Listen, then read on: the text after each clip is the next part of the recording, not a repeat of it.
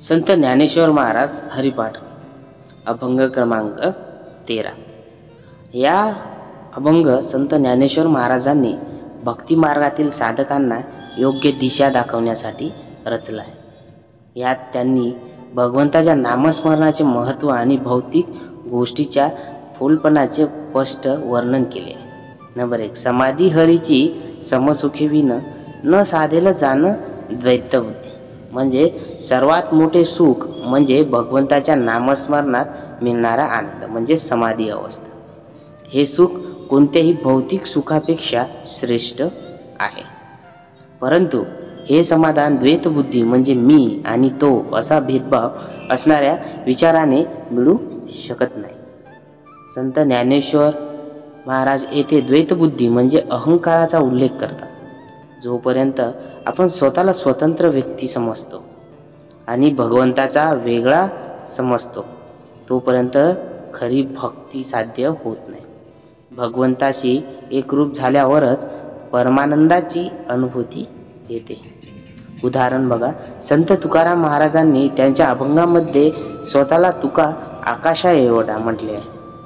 यातून ते सांगतात की त्यांची मीपणा म्हणजे अहंकार नष्ट झाला असून त्यांना परमात्म्याशी एकरूपता प्राप्त झाली आहे हे त्याच्यावरून स्पष्ट होतं. नंबर 2. बुद्धीचे वैभव अन्य नाही तुझे, एका केशवराजे सकळ सिद्धी. म्हणजे खऱ्या अर्थाने बुद्धीचे वैभव म्हणजे भगवंताच्या चिंतनात आहे. श्रीकृष्ण म्हणजेच केशवराज हे सर्व सिद्धीचे मूळ आहे.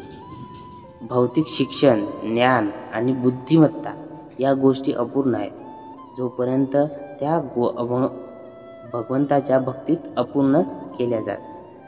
श्रीकृष्णावर पूर्ण श्रद्धा ठेवल्यास मनुष्याला सर्व काही प्राप्त होते. उदाहरण बघा, संत एकनाथ महाराजांनी अनेक ग्रंथ रचले, परंतु त्यांनी त्या विद्वत्तेचा उपयोग लोककल्याणासाठी आणि भगवंताच्या भक्तीमध्येच केला. नंबर 3. वृद्धी सिद्धी निधी अवघीच उपाधी, जवत्या परमानंदी मन नाही. म्हणजेच भौतिक संपत्ती म्हणजे वृद्धी, अलौकिक शक्ती म्हणजे सिद्धी आणि विविध निधी या 3 केवळ वरवरच्या आहेत. जर त्या गोष्टीमध्ये मन गुंतले आणि भगवंताचा परमानंद नसेल तर त्या व्यर्थ ठरतात.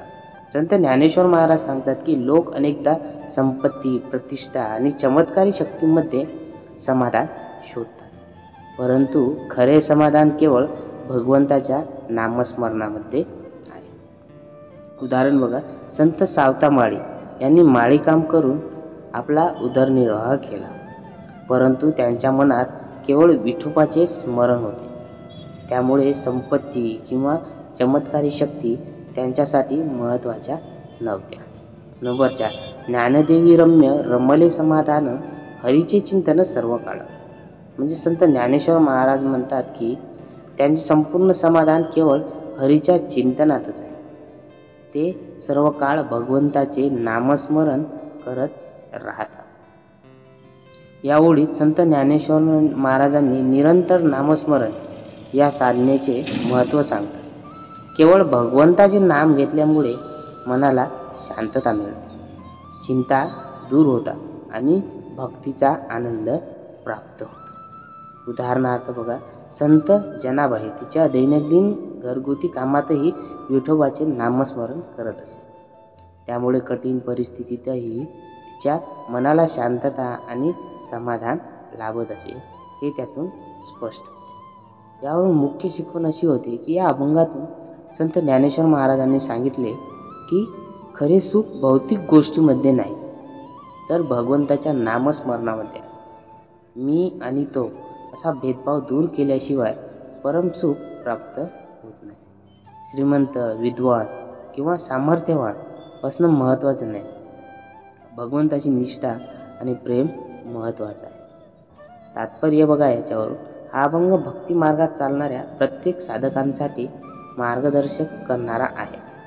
संत ज्ञानेश्वर महाराज सांगतात की भौतिक सुखांवर अवलंबून राहण्यापेक्षा भगवंताच्या नामस्मरणातच खरे समाधान. तर रामकृष्ण हरी. मित्रांनो, व्हिडिओ आवडला असेल तर प्लीज चॅनलला सबस्क्राईब करा, शेअर करा आणि बेल आयकॉनला नक्की दाबा, जेणेकरून आमचे व्हिडिओ जे पण अपलोड करेल ते तुमच्यापर्यंत नक्की पोहोचतील. धन्यवाद.